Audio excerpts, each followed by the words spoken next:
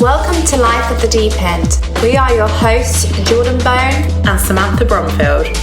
After facing challenges of our own, we wanted our voices to be heard, to authentically share not only our stories and experiences, but life lessons we are learning along the way. To show you that despite any struggle you may face, life can be fulfilling and amazing, because ultimately, you are the creator of your reality. You may often feel alone, but we are here to confirm that you are not. So let's dive into the deep end. Hi guys, and welcome back to Life at the Deep End. I hope you're all well. We have an amazing guest today, and that is Reese. And she is a mindset and abundance coach who's created an amazing program called the Yes Supply. Now, I'm actually taking her course, and it's so incredible. So I'm so excited to have Reese with us here today to talk all about that and her amazing journey. So hi Reese, thank you so much for coming on the show. Thank you so much for having me. I'm so excited to be here. Yeah, it's just awesome to have you here. I just think I would love to hear about your story and your road to finding things like NLP and EFT and what all those things are. Yeah. So, we're like, NL what? NL, huh? It'd be good to know, wouldn't it? Like, yeah, how you first found them and what your journey's been with implementing them. Yeah, absolutely. So I have when people ask me what's your story, I'm like, which part do you want to know? Because I feel like I've been through so many different parts of my journey. So to kind of give you everything in a Coles Notes, I'm from Canada. If anyone's listening from Canada, represent. But I grew up in a single parent household. It was just me and my mom. And I remember just growing up and always feeling really different from everyone around me. I never really fit in. There was really no boxes to describe me. And when I would look at my friends or family members, cousins, I kind of felt alone and different just because, growing up in a single parent household when a lot of my friends had the quote, perfect family. Also, I was one of the only people of color at my school. And so I just always felt different. And even looking at the media, magazines, TV, movies, I never really saw myself represented. And I always wondered, what does that mean about me? And then when I was about 10 years old, my mom got into a really abusive relationship, which it's interesting because, even though she was a single mom, I never felt like I was missing something because she was such an amazing mom. But then when she got into this abusive relationship, my home life was just absolutely terrible. There was yelling, there was fighting, there was violence. And, now in hindsight, looking back, I realized nobody teaches you how to deal with that type of stuff in school. Nobody teaches you this is how a partner is supposed to treat you, or this is how an adult should talk to you, or whatever. And so I grew up just feeling very confused about my place. I remember going to school and just feeling really embarrassed and full of shame, even though, in hindsight, the abuser should be feeling shame, not me, right? But I would go to school and kind of pretend everything was normal and then go home and just everything was a mess. And by the end of that, my mom ended up getting breast cancer, which luckily, and we're so blessed, she survived, and she's been healthy for over a decade now. But just it just felt like just one thing after another was constantly happening to me.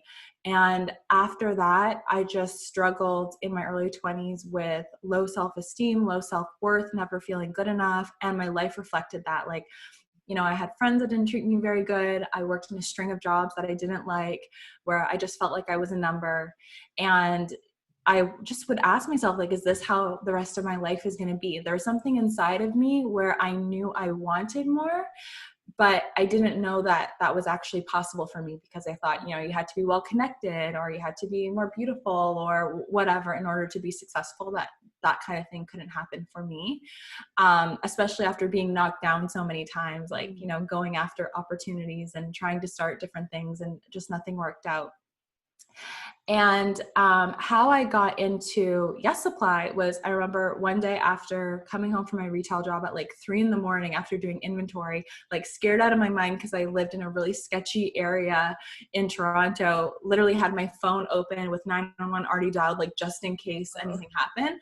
I just remember, I guess it was an intuitive download. Something hit me where I just realized like nobody outside of me was going to see my worth if I didn't see my own worth.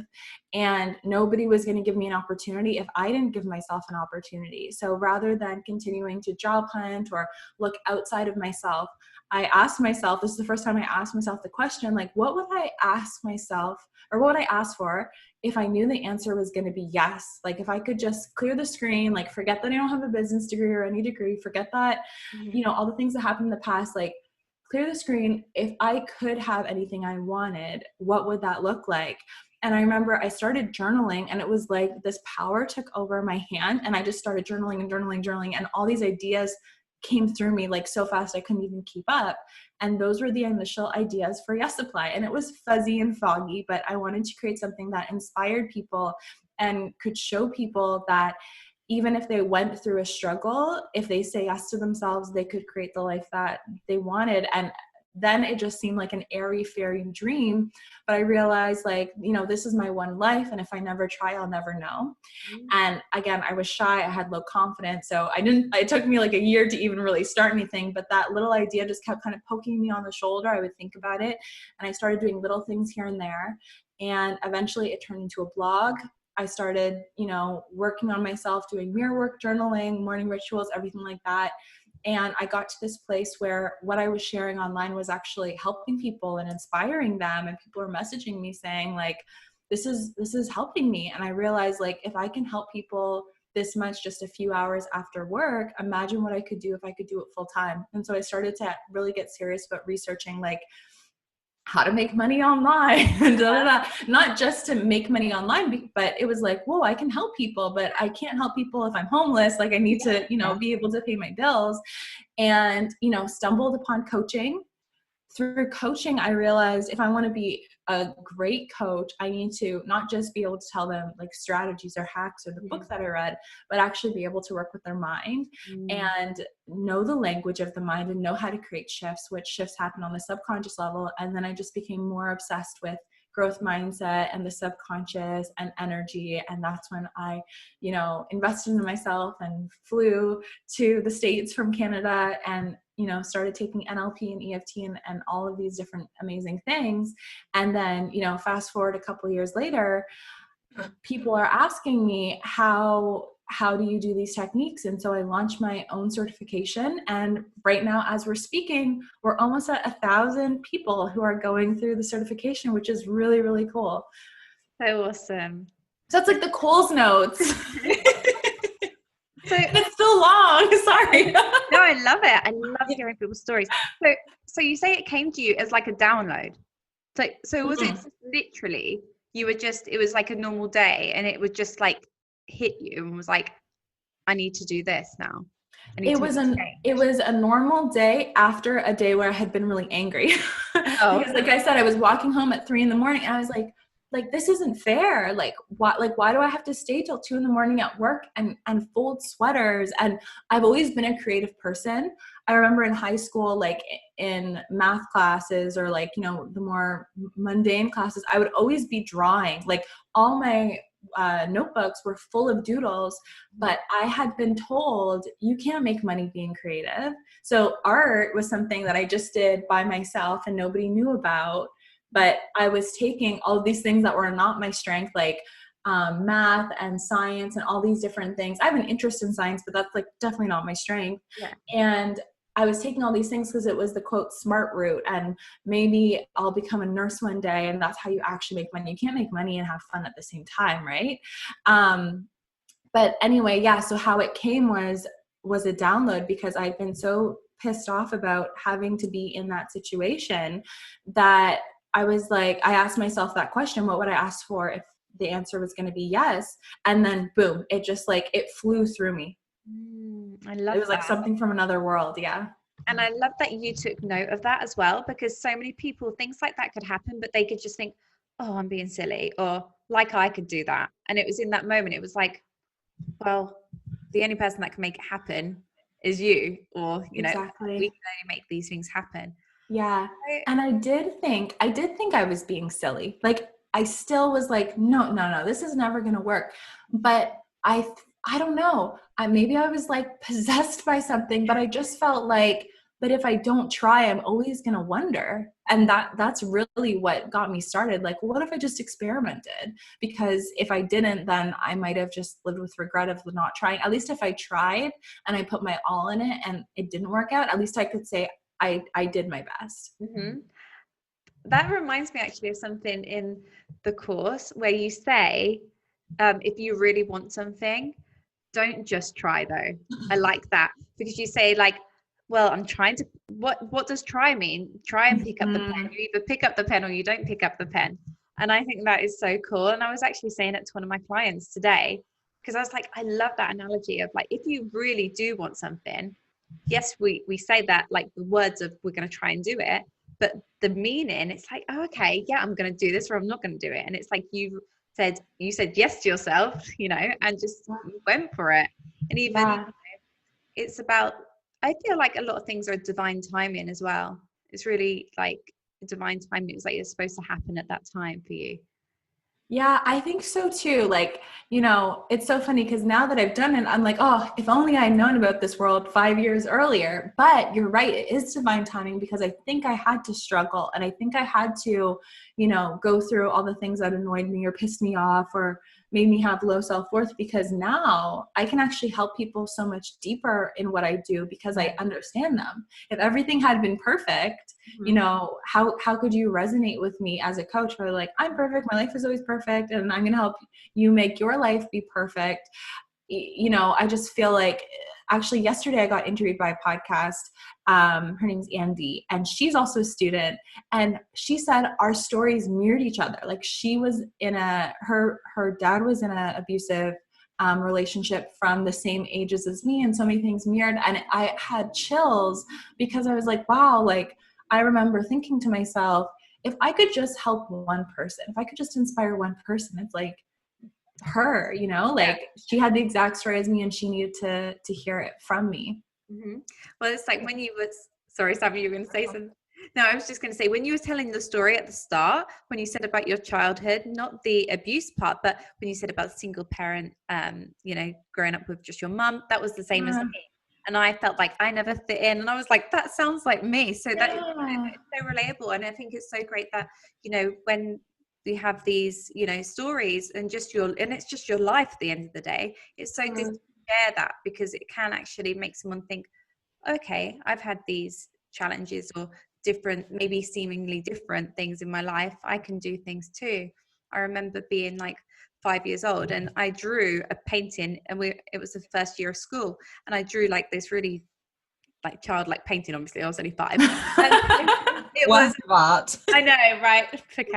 It was me, my mum, and then it was just like a dad and a sister, and there were just two.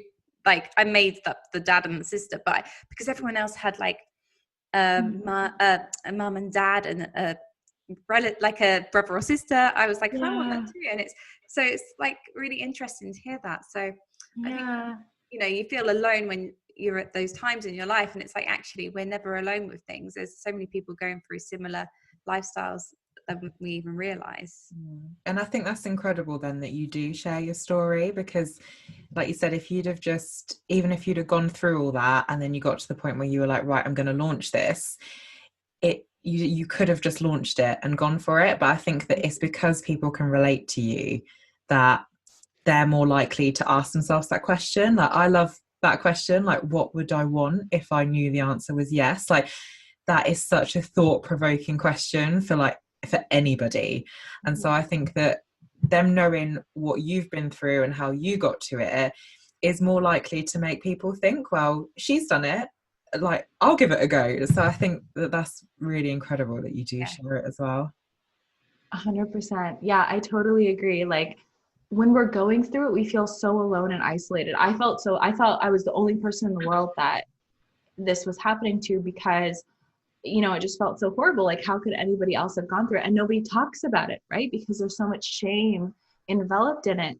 And it's so interesting because talking about it is hard. It wasn't like I was like, okay, one day I'm just going to tell my story. Like, I remember the first time I did a little group event with, a few women at a retail store in my area. They invited me to when I was first getting started. I told my story and I started bawling because it was my story and I felt like it was important to share, and I still hadn't worked through it, and I didn't know hypnosis and NLP and all that stuff.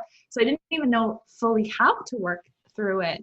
But even just sharing it was me working through it, because I was taking it from my shadow, this thing that I've kind of been hiding, and oh my God, people are going to judge me or think I'm a bad person or make fun. I thought people were going to make fun of me if they knew what I had gone through. And then when I brought it to light, I realized I'm not alone. I'm getting chills just thinking about it right now. But, through this journey now, I host, well, not now because it's COVID, but I have hosted a lot of live training events. And it's, everybody is welcome, no matter what your gender, race, but we typically attract a lot of women. And so through talking to so many women in person, more people than you think have been through an abusive relationship. People you wouldn't even think, like sometimes I look at people and be like, you're too young to have been in an abusive relationship, or like whatever, like you seem so confident, or like, because you have this picture in your head of what it looks like. But so many people, not just women, but people have been in an abusive relationship or been sexually assaulted, or just have this heavy thing that they're carrying. And when we can look at someone else, and rather than make the assumption that everybody else's life is perfect, make the assumption that yes, they've gone through something too. Even if you can't see it at face value, they've gone through something too. And I think that it helps you meet new people with a new warmness in your heart and a deeper connection, because you know that you're not alone. And it's not just that. It's kind of a bit like Instagram versus reality. It's not just like the shiny stuff. You see all the good stuff on the outside, and it's like, no, there's a human who's had a life and stuff has happened. Yeah, totally. That. I can share quickly the first friend who I actually told this to. So before I start talking about online, just to get on my shell, told one of my really close friends. We've been friends for years, but I never told her, again, because of all the shame that was around it. And looking at her, she's beautiful, like blonde, curly hair, popular, tattoos, like so cool. Like I just looking at her and being friends with her, I thought her life was always perfect. Like she just always seemed so carefree. And I remember we were out at dinner and I was like so afraid, but I was like, something's telling me I just have to tell her. Like I just have to get the momentum going with my healing journey. And I remember telling her and being so scared that she was going to be like, loser, like what, how we have our limiting beliefs. And I told her, and she told me that her dad used to hit her when she was a little girl, and that she actually she would walk out of rooms back. This is her exact words, and I'll never forget it. She said, I would walk out of rooms backwards just so I could see it coming. And that gives me chills. And again, looking at her, I thought her life was perfect, so carefree, popular, blah, blah, blah. And no, she was still all those things, still beautiful, but you know what I mean? It's like, not everything was perfect. It's just, you don't just usually meet someone, hey, nice to meet you. Here's all my lifelong trauma, right? It comes out as you build trust with somebody. So, and I think for us, sharing our story online, like how you both are doing in your podcast, it allows people to have that deeper connection with you so much faster, because they're like, oh, I already know so much about her. Like I trust her already. I mean, thank you so much for sharing that. That's, I think that will help a lot of people listening to hear that. So thank you so much. I think that's amazing. So for anyone listening that doesn't know, I thought we could dive into just a few of the bits that you do. Maybe if we start off with NLP, for anyone that isn't sure what it is or has heard of it, but still, not too sure. Yeah, absolutely. So NLP is neuro-linguistic programming, and essentially it's the programming language of your mind.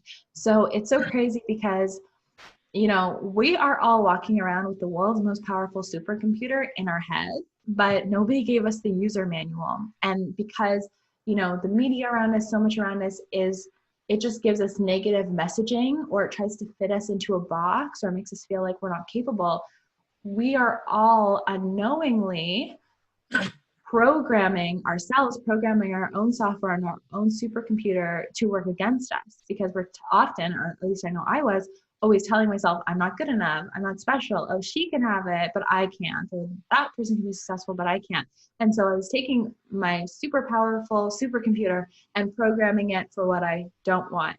And so with neurolinguistic programming, again, you learn the programming language of your mind, and you can make the decision to program your mind for what you do want. So you can start to believe, yes, I can be successful, or I am beautiful, or people do like me, or I don't waste all my time scrolling on Instagram all day, or whatever it is that you need to do to help you become successful, you can reprogram. And so there's a lot to it. There's so many different techniques. So, unless you guys have like a 5-hour podcast, I wish, our course is 120 hours, but to kind of give you a Coles Notes of some of the techniques, even though you and I speak in words, we actually think in these thought packages that are, a package of pictures, sounds, and feelings. And by looking at the characteristics of these different thoughts, we can actually move the characteristics or change the characteristics to have them work for you. So that's like a theory, but I'll try to make it more tangible. So for anyone listening, if you think of yourself speaking on stage. When you think of yourself speaking on stage, do you have a picture? Do you guys have a picture? Can you think of it? Yeah. And so for some people, when you think of yourself speaking on stage, you might see yourself wearing a glamorous dress and people clapping and high five and throwing roses on the stage. And that's great. And you're probably a fantastic public speaker because you don't have anxiety around it. But for some people, when they think of themselves speaking on stage, anxiety fills their entire body. This was me. Anxiety fills their entire body.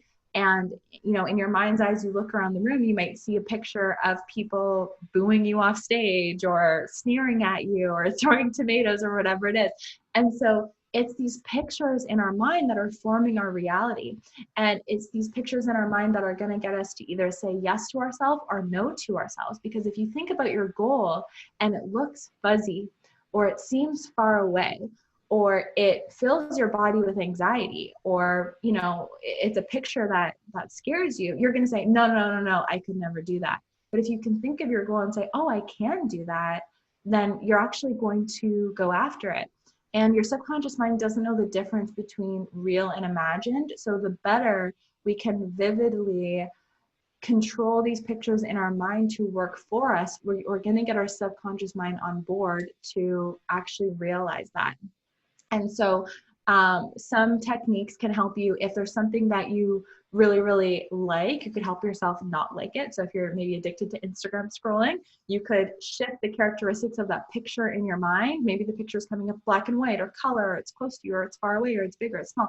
You shift those characteristics and you can instantly, not scroll so much. Or if you feel like you're low self-worth or people don't like you, again, you can change that neural pathway so that now you instantly feel like, oh, people do like me, people do accept me. So that's one big part of neurolinguistic programming. It's working with those pictures in your mind. And another big part of it is either healing something that happened in the past, or the root cause of maybe a belief that you have, like it's hard to make money, or I'm not good enough. And you can do that by going back in the timeline of your subconscious and processing it in a more positive way. It's almost like regression, or it actually is regression, but it's not the same type of regression in hypnosis where you have to relive the event. With this one, you can process it and feel emotionally free without having to relive the event. And then you can also program your future. A lot of people say, like, I want to hit this goal by January 2021. But when they actually go to their future timeline, they're doing the same old thing. So we're reprogramming their future in their subconscious mind, almost like a thermostat, so that you have, again, this powerful supercomputer that controls 99% of your daily habits, behaviors, and everything like that, to be moving you in the direction of your dreams rather than not. And language plays a really big part of this too. You can use the language patterns to help you be more confident, communicate with other people better, build rapport, and be more influential too. So there's so much I'm trying to like tell you in a couple of minutes, but it's really fabulous.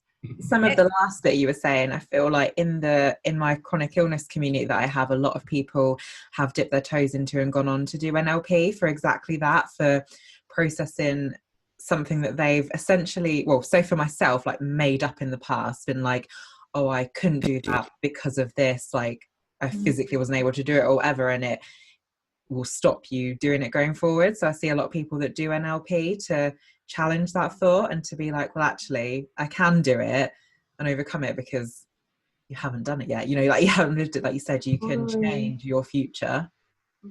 Absolutely. And we get programmed from age 0 to 7, whatever we learned from our parents, the people around us, the media, those messages, they get programmed into our subconscious. And then if you don't use these types of tools, you then just live out that programming from age 0 to 7 for the entire rest of our lives. And, you know, all three of us have different stories, but I think we have a similarity in which we haven't seen people like us represented in the media. And so, you know, for me, when I was growing up, I never saw a superhero who was a woman of color or had a chronic illness or had an ability, right? And so what happens is it can go into our minds and make us think that, oh, well, I haven't seen anyone who's able to be successful with this, so I can't do that either. But again, that's not the case. And so for me, one thing that I did was I realized, again, just through doing all this work, that it really sucked and it was really shitty that I didn't see the role model that I wish existed. And I realized that was a little tap on the shoulder from the universe to be the role model that I wish existed. And that's what both of you guys have done as well. Instead of waiting for permission, you just stepped up and you are the inspiration that you wish was existing. And now you're such an inspiration for so many people. I think that's the thing. You have to be that person sometimes, and you have to push yourself to do that just so you can then be that for other people, and they can 100%. Realize for themselves that they can also be whoever they want to be. Yes, I feel like this massively fits in. We did an episode around like people's side hustles or their goals and their passions they want to achieve. And NLP, I think, would be such a useful tool for people that perhaps found that episode relatable as well, because they might have something in mind like that they really want to do, but they're having limiting thoughts and beliefs and stuff like that. You said when you first thought it, you're like, oh, that's a bit silly, but why not? Why shouldn't I go for it? Well, exactly that. It sort of ties in nicely, I think. And I think that's what's great about the course as well, is that, you know, I'm doing this so I can learn more knowledge that's going to help other people, but it's also helping me. Yes. So if anyone should like thinking about doing something like this, then definitely check out Reese's course, because honestly, it's so amazing. And the knowledge, there's like little bits that stay with me that I'm just like, I love that. So it's like, so we're given like 2 million bits of information at a time, yet we only like process 126. 100%. Yeah. And I'm just like, yeah. And it's crazy because then it makes me realize that, oh, wow. Because sometimes I used to think, well, how come people don't see it the way I see it? Well, that would be why. Because we see things differently. We take things in differently. We have different filters, and it just, our worlds are different in a way. There's all these different realities depending on how we see ourselves and how we are programmed from when we were younger. Yeah, 100%. And your subconscious mind will never make you a liar. So if you have a belief that, you know, limiting belief or something that's telling you like, I'm not good enough, I'm not pretty enough, not this, not that, out of that 2 million bits, you're only going to see the 126 bits that are working against you. And so why I love these tools is because it changes those internal filters, just like you said. And so now when you look at the 2 million bits of information, you see the 126 bits that actually supports you and helps you and moves you forward. You see the little opportunities that have always been right in front of you, but you didn't see them before because you were so embedded in your limiting belief. I think a perfect example of that is if you think about like money mindset, I'm sure a lot of your audience is like business owners or aspiring business owners. And so, you know, if you have a deep belief that it's hard to make money, or that, you know, if you make money, you're greedy or people won't like you. Think about if you're starting a business and someone says like, oh my gosh, you're so talented at let's just pretend you're making candles. Oh my God, you're so talented at making candles. I'd love to buy one from you. If you're 126 bits, your internal filters say, oh, it's greedy to take money, or it's bad to make money, or you don't deserve it. You're going to say, no, you don't have to buy it. I'll give it to you for free. Don't worry. I have some in the back of my car. It only took me 12 cents to make anyway. Like, wax is so cheap. And you'll self-sabotage your dreams, and you'll get in your own way. But if you've reprogrammed those filters where you believe, you know what, if I want to do more good in the world, I have to have the resources to do that. And if I make money, I can actually buy better candle wax that's 24 cents instead of 12 cents or whatever. Then when somebody says, oh my gosh, I'd love to buy your candles, they're beautiful. You're like, oh my gosh, I have some in the back of my car. Here, I have 12. Why don't you give them out as Christmas gifts? Like, Christmas is, you know what I mean? And it's like the exact same situation, but you'll approach it differently. And it's a difference between taking away an opportunity from yourself or giving yourself an opportunity. And I've literally had friends do exactly that you said, where then someone's like, that's amazing, let me buy one. No, like, I made it myself, so you can have it. Like, yeah, I did the same. I would get in my way so much around like discounts and, you know, just rejecting money, rejecting raises, because I thought, you know, people will hate me if I want money. Like, who am I to do that? That's greedy. And I had to rephrase that. And now it's like, you know, I'm able to empower my team and help more people because we have the resources to, you know, share this with more people. I think as well, sometimes we live in that fear because we use that fear to protect ourselves. Like, oh no, have it for free because I don't know if it's good enough, actually. It's like you're just like, you're sort of thinking, well, if I give it to them for free, they can't judge me. And it's like we're always afraid of like what people may think and what they may judge. And it's like, that's because we're just judging ourselves. It's not actually, that person wants this, they're coming to you. And it's like, we then will have to justify why that it's a certain thing. Or it's a bit like, this is really different, but it's a bit like if we came on Zoom and like, if I had no makeup on, if I went, oh, excuse the state of me, like I've got no makeup on. It's like, we have to protect ourselves because we think, so the other person doesn't say it first or say, are you okay? I was literally thinking this the other day, the amount of times that, and so everyone who does it say, oh, sorry about my hair at the moment, or sorry I'm not wearing makeup. I just think, who are we even apologizing to? Like, who cares if we haven't got makeup on? Like we always in this protection mode, but really we're hurting ourselves even because like it's with our words and we're saying all these negative things just to protect, but really it's then creating more damage for ourselves. Yes, and it's absolutely. not just NLP, is it, as well? You do, there's, Jordan was explaining to me a bit around the EFT and hypnosis, and there's a lot of different tools and techniques that people can give out and find, you know, what works for them. Yes, 100%. That's the thing that I love about this. It's like, if you are becoming a coach and you go through this program and you learn all these incredible tools that work with your energy and your subconscious, like you mentioned, EFT, which is tapping for anyone who hasn't heard it, tapping on your energy meridians, or hypnosis, where you speak directly to the subconscious mind. And then, of course, neuro-linguistic programming and coaching. You go through this program, and by the time you're done, you feel so confident to go out there and coach people because you know that no matter what comes up in the session, you have a tool that's going to help them, right? So if they have limiting beliefs or, you know, negative emotion that keeps coming up for them, or patterns that just keep getting in their way, behaviors, you can use neuro-linguistic programming for that. If they're going out into the world and maybe they're feeling like nervous or anxious about taking action on something, you can do a tapping session with your clients and remind them to do that as they, you know, go to speak on that stage or do that live stream, or, you know, ask for that raise, do that thing that really scares them. So emotional freedom techniques is an incredible thing to teach your clients and allow your clients to use as needed. And then hypnosis too, like I said, from age 0 to 7, we get programmed from all this information from what we learn from our parent. Like if we saw our parents fighting or get divorced, for example, that might make us believe that relationships are painful or they don't work out. Or, you know I would see my mom always saying like, I need to lose this last 10 pounds. And that really embedded in my head for a long time that I have to look a certain way or be a certain way in order to be good enough, because like 10 pounds makes all the difference, right? So all these messages go in. And with hypnosis, you're able to put yourself back into that exact same hypnotic state that you were in as a child and reprogram it with beliefs that actually work for you.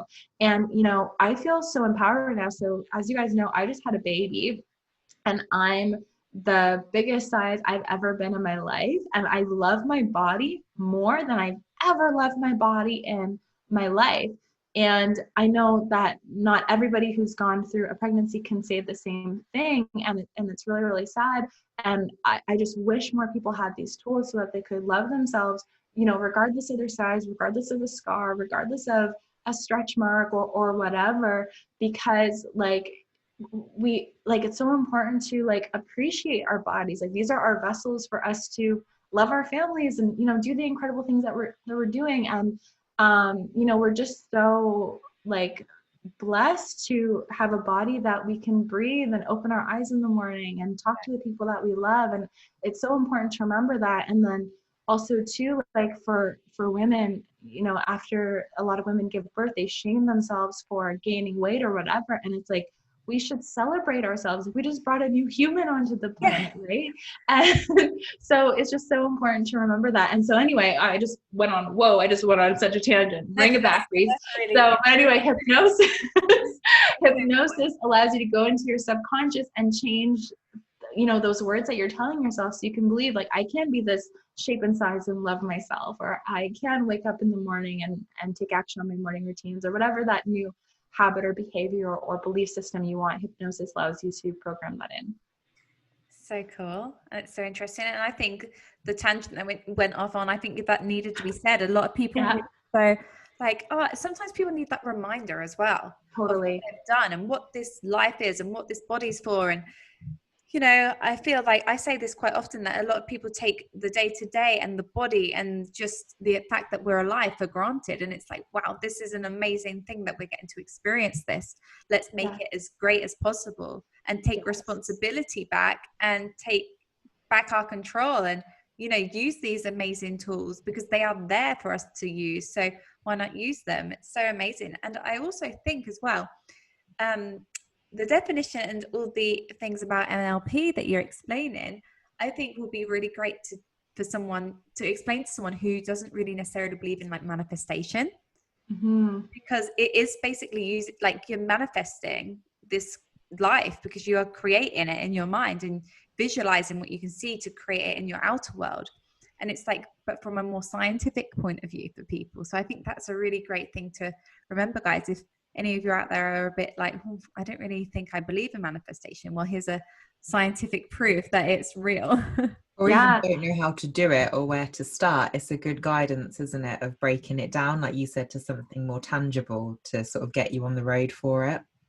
Totally. One thing you'll notice about me, if you look at my Instagram posts or my blog or my YouTube, is I talk about manifestation all the time. And I never, ever, ever preface it by saying, oh, I'm going to be a little bit woo-woo or da-da-da-da, because one of my big missions is to get the point across that it is not woo-woo or weird or wild to believe that you can create the life that you want. Who told us that it's woo-woo or oh my God, that's so crazy for you to create the life that you want? We are so powerful. Humans are so powerful. And when you actually look at it, there's so much science to back manifestation. Like you said, when we reprogram our subconscious mind, our reticular activating system, that's at our brainstem, is actually going to go out and scan every situation that we're in for the opportunities, rather than scan every situation you're in for the reasons that it won't work out. And then also too, if you look at how reality is created, I grew up thinking reality is very physical and everything is I'm just gonna knock on my desk. Hopefully I don't scare anyone who's listening to their headphones, but everything's very hard and physical, and it is the way it is. And actually, if you look into quantum physics, what they're recognizing is that things are not as solid as they look, and smaller than every atom is actually energy. There's electrons and neutrons and protons. So everything that you're looking at that looks solid is actually over 99% empty space. It's made of light, it's made of energy. And with quantum physics, there's a great experiment you can look up on YouTube. You could just look up a video called double slit experiment, and it actually has proven that reality, physical, tangible reality, is created from human consciousness observing it. And so when you know, oh my God, what I'm observing and what I'm expecting is creating reality, just having that knowledge alone reminds me every day to observe and expect what I want to happen, because it's me looking at it that's contributing to it happening. Wow. Now, one thing that I want to share as well too, because, you know, especially with like racism and, you know, there's so many things that's happening in the world. I never want someone to think that, oh, like if someone was mean to me, or if I went through something traumatic in my life, like I am like the only person that manifested, or it's my fault, or da da da. This is not meant to be something that's disempowering, but it's empowering in a way where you can now create your own reality. And one thing to think about as well is, yes, we're observing and we're observing the reality around us, but there's also the collective consciousness. So when lots of people observe something, then it's lots of people's consciousness creating that reality. So think about money, right? Money is just little pieces of paper. I know I keep going back to money, but money is just little pieces of paper. But it's because we all observe it and we all decide, oh yes, this is worth something, that it actually is worth what it's worth. But if we all didn't observe it as anything important, we would just be like, what are those weird little pieces of paper on the ground, right?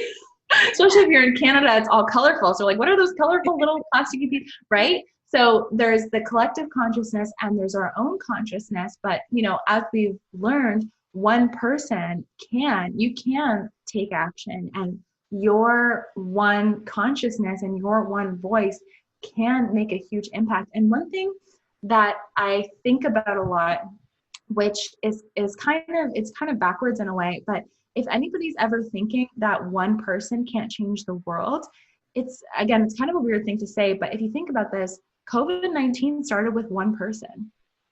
Yeah. One person had it. Yeah. Isn't that crazy to think about? One person had it, and then 2 people had it, then 10 people had it, and now millions of people are affected. And it's not the way that we want to affect the world, of course, but you know, it is an example of one person can literally change millions of lives. And the reason why I'm saying that is just proof that one person can change millions of lives. And if we focus on changing for the positive rather for the negative, how much, you know, if your message spread like word of mouth, spread like wildfire, like how different could the world be? Yeah. Wow. Oh my God. That like makes me excited. Yeah. It makes me like just want to get up and okay, I need to go do stuff. I'll get this shit done right now. I'm tired. I'm like, this should be morning, because I feel like I need to re-listen to that, and I'm going to be like, yes. It also, I think it's also such a clear message because I'd say I'm more like in the newer realms of understanding, like around like manifestation, all things like that. And I feel like for anyone listening that, like you said, is perhaps like, oh no, I don't believe in that, or that's not a thing. I think they're probably looking at it from a point of view of, they just assume that if you manifest it, you'll be given it. Whereas you're explaining that it's not about just saying or expecting that to happen. It's about then looking in the world, changing your beliefs to look for the opportunities that will make it happen.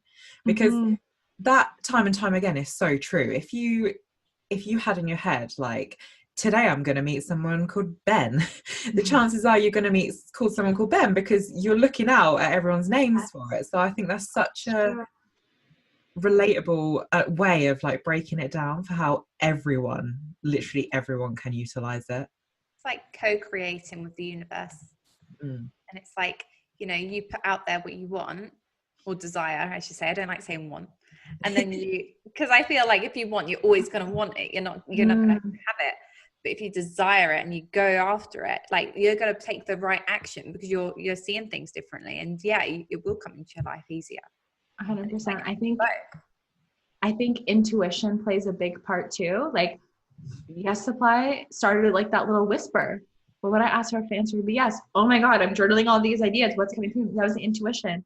And I could have said, oh, that's airy fairy. What's the point of that? And I followed the intuitive nudge. And now I love my life. I'm literally living the life of my dreams. And we all have access to that intuition. We can all, you know, pause for a second, turn off our phone, stop scrolling, and just listen, like, what messages are coming through for me? Or what are those little nudges I'm getting that I keep ignoring? What would happen if I just said, I'm going to detach from the outcome. I'm going to stop putting so much pressure on myself. That thing that I want to do or that keeps nudging me on the shoulder, it sounds fun anyway. Why don't I just try it? Right? Why don't I just see what happens? And for so many people, myself and so many people that I know, they're amazing podcasts or websites or businesses or whatever. It started because I said, that would be fun. I wonder what would happen if I just went with it. And then it turns into this amazing thing because of that. You're following your intuition and there's so much energy that comes into it. What you're doing becomes magnetic. Everyone's like, I want that energy too. Give me some of what they're having. Yeah. And then, it takes off. Oh, yeah, absolutely. Like, definitely, because if you're excited about doing something, you're just radiating a better energy in general. It's like drawing it all to you. And it's actually funny you say that, because I kept, like, my intuition, I always follow my intuition now. But it was funny because I would get these intuitive things and I would then ignore them and then go away from them. Sam knows, like, it was my spirituality and also doing the coaching. So for a while I was like, I would be drawn back to spirituality all the time, like just all my spiritual practices and wanting to help people. And then I would be like, oh no, and move away from it. And then I was drawn back to it and then move away from it. And then I was drawn back to it again. I was like, no, this is it, because it keeps bringing me back. This is what I have to do. The universe is like just pushing me that way all the time. And it's like, stop ignoring it, Jordan, because this is why you have to go for it. It's meant for you. And I'm sure there was obviously times where you had to work hard or whatever, but I'm sure overall it didn't feel like you were pushing. It felt like you were being pulled, right? It felt like easy. It felt fun. It felt like it lit you up. And I think that that's also so important to remember too, because, as humans, we're part of nature and we all have this innate ability to grow and reach our full potential. Just like a tree just knows how to grow. Like, it doesn't read a manual and then be like, okay, like, let's get a leaf going over here, right? Like, it just intuitively knows. Like, I have adorable little 10-week-old or 11-week-old baby today. And he just intuitively, like, I pick him up and he's like moving his feet like he's walking and he's already starting to crawl and he already knows how to eat. And like, intuitively, he knows how to grow and reach his full potential. And, as humans, we have that as our bodies grow, but we also have that as our creativity grows, because I believe we're put on this planet because we're meant to create. And so when those urges come through to create something, follow that, because that's leading you to reaching your creative potential and feeling really good about, what you do and what you leave on this planet. Oh, I love that. Love that. And I think that would probably be a great place to end the podcast. That was a beautiful note to end that on, guys. So yeah, I mean, get creative. If you guys are like, actually, Reese, if there's anything you want to say to everyone out there who's kind of thinking or sitting on the fence about going for things, what would you say to them right now? Yeah, I'm trying to think of my favorite quote that I always butcher. It's from Buckminster Fuller, and he talks about, I'm just going to Google it because I don't want to butcher it. I'm like that. It's worth the suspense. Yeah. Okay. I just need to memorize it, because I literally every week I use this quote and then I'm like, why don't I just memorize it? So the quote is, you never change things by fighting the existing reality. To change something, build a new model that makes the existing model obsolete. And so that's Buckminster Fuller. I wish it was mine, but he came up with this first. He's older than me. But I go back to that all the time. If there's something that's coming up in my life that I'm not liking how it's showing up, whether it's relationship, work, whatever, I recognize if I'm just fighting against my current reality, things aren't going to change. I'm putting more energy into what's not working. So I think to myself, what could exist that would make the current struggle not even exist anymore, right? So as an example, if somebody's 10K in debt, instead of fighting against the debt, fighting against the bills, well, if you made 20K, you wouldn't be in debt anymore, or whatever it is. And so, like, think about, like, imagine, give yourself a moment to visualize, give yourself a moment to imagine, give yourself a moment to dream of, like, if I wasn't in the struggle anymore, if I wasn't frustrated, if I wasn't annoyed by how this person or that person is treating me, how would my life look instead? And rather than just pushing it away and saying, oh, that could never happen to me, give yourself a moment to really experience that thing that you're imagining and recognize that the fact that you can think about it, it does mean that you can have it. And ask yourself what could be those first inspired action steps that you can take towards it. Mindset, I think, is going to be the foundation of it. And, start moving in that direction, because, we got one life, as much as we know. I do believe in other lives too, but the one that we know about is right here, right now. And like, don't waste it. Like, it's not a dress rehearsal. Use it to your fullest advantage, because you can make something magical happen, even if you don't know how just yet. Love that. I feel so motivated. Let's go get some shit done this afternoon. Yeah, it's a shame it's like the evening for us, isn't it? I'm like, I know, right? No, like. Oh, well, just like put it in a bottle and use it, open it up tomorrow. Yeah, I'm going to re-listen to this a few times. Yeah. Well, thank you so much for coming on the show today, Reese. It's been absolutely amazing, hasn't it, Sam? Yeah, it has. Thank you so much. It's been a fantastic conversation. Oh, thanks so much for having me, Sam and Jordan. So welcome. So guys, thank you so much for listening, and we'll speak to you next week. Bye. Bye. Thank you.